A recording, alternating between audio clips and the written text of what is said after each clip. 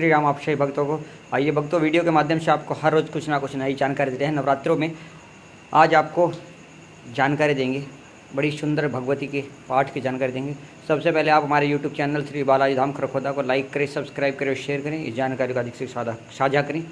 आइए आपको आज जानकारी देते हैं दुर्गा सप्तशती का, जो मैंने पाठ बताया था। दुर्गा सप्तशती आप देख सकते हैं, इसमें एक पाठ होता है जिस पाठ का नाम है अर्गला स्तोत्रम। अर्गला स्तोत्र का पाठ करने का क्या फ़ायदा है, उससे क्या लाभ मिलता है और क्या क्या मनोवांछित इच्छाएं पूरी होती हैं, मन की क्या क्या इच्छाएं पूरी होती हैं और काम क्रोध मद लोभ इन शत्रुओं का नाश हो जाता है। ये कौन से शत्रु हैं जो मन को भटकाने वाले हैं, मन को टिकने नहीं देते, उनको नाश कर देती हैं, उनको समाप्त कर देती है। इन इच्छाओं को, इन पाप की घृणित इच्छाओं को देवी समाप्त कर देती है जो अर्गला स्तोत्र का पाठ करते हैं। तो आप ये देख लीजिए, दुर्गा सप्तशती का अंदर ये अर्गला स्तोत्रम पाठ है। इस स्तोत्र का पाठ करने का विधान मैं आपको बताता हूँ। विधान सेम ही है कि लाल आसन पर बैठ के आप ध्यान करें, भगवती को पंचमेवा और 5 पेड़ों का भोग लगाएं और उन 5 पेड़े के अंदर 2-2 लौंग देवी को समर्पित करें लगा करके। पंचमेवा का भोग लगाएं और 5 पेड़ों का भोग लगाएं और देवी के अखंड दीपक के सामने, माता की प्रतिमा के सामने ये भोग समर्पित कर दें और कहेंगे भगवती ये भोग ग्रहण करें आप पंचमेवा का और 5 पेड़ों का। और लौंग इसलिए लगाएं जो भी आपके ज्ञात अज्ञात शत्रु है उनसे आपकी रक्षा और आपके मन में जो काम क्रोध मद लोभ बुरे विचार उत्पन्न होते हैं वो समाप्त हो जाए। और कुछ समय वो भोग लगा रहने दें और भोग लगाने के बाद अर्गला स्तोत्रम, जो अर्गला स्तोत्र ये पाठ है, इसका पाठ करें, संकल्प कर लें हाथ में जल लेकर के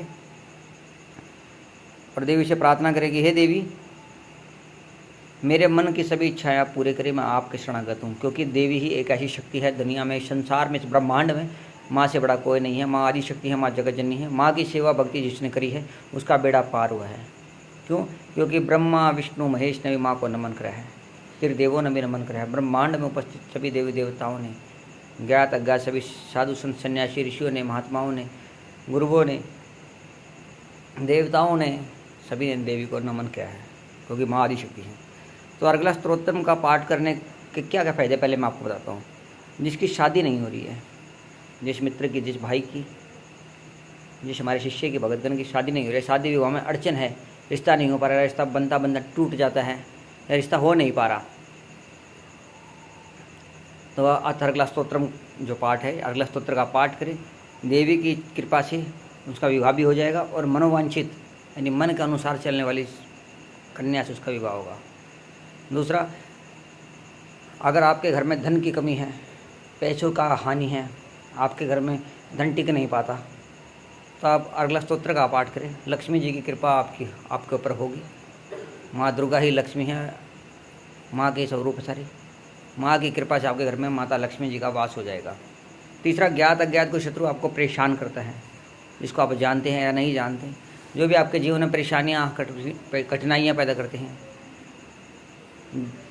जो भी ज्ञात अज्ञात आपके दुश्मन हैं, आपके शत्रु हैं, अर्गला स्तोत्र का पाठ आप करेंगे तो आप देखेंगे आपके ज्ञात अज्ञात जो शत्रु है धीरे धीरे समाप्त होते चले जाएंगे और आपका जीवन सुगम होता चला जाएगा।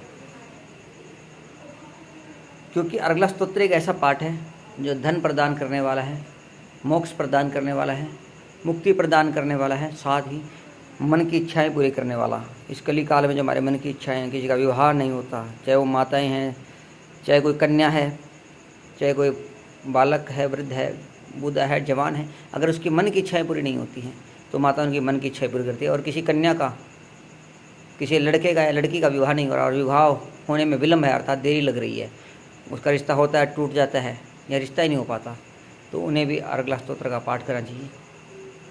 और धन की कमी है तो आप देवी का नित्य प्रति सवेरे शाम अर्गला स्तोत्र का पाठ करें, आपके घर में धन की कमियाँ भी दूर हो जाएंगी और आपके घर में अन्न धन के भंडार माँ लक्ष्मी के रूप में आकर माँ करेगी। तो आज मैंने आपको अर्गला स्तोत्रम का पाठ का विषय बताया और जो पंचमेवा का और पेड़ों का भोग लगेंगे बाद में आप अपने घर में आपस में वितरित कर लें, उसे खाएं, आपस में वितरण कर लें। क्योंकि देवी का झूठा आप खाएंगे, देवी का भोग लगा के आप खाएंगे तो देवी की शक्तियाँ, देवी के गुण आप पाएंगे। और नवरात्रों से ये पाठ शुरू कर दें और नवरात्रों से शुरू करके 1 साल भर तक लगातार ये पाठ आप करें, आप देखेंगे चमत्कृत रूप से आपके जीवन में बदलाव आना शुरू हो जाएगा। क्योंकि कलयुग है, कलयुग में एकदम कुछ प्रभाव नहीं आता मंत्रों का भी, क्योंकि एकदम आपको पूजा शुरू करेंगे तो आपका मन नहीं टिक पाएगा, मन इधर उधर भटकेगा।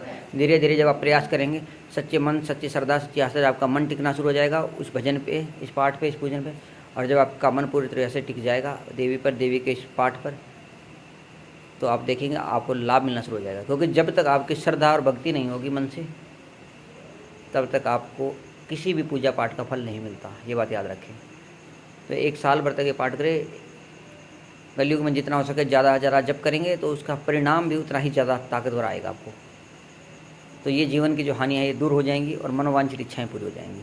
तो आज जो आपको जानकारी इसका लाभ उठाए, सही भक्तों को जय माता की।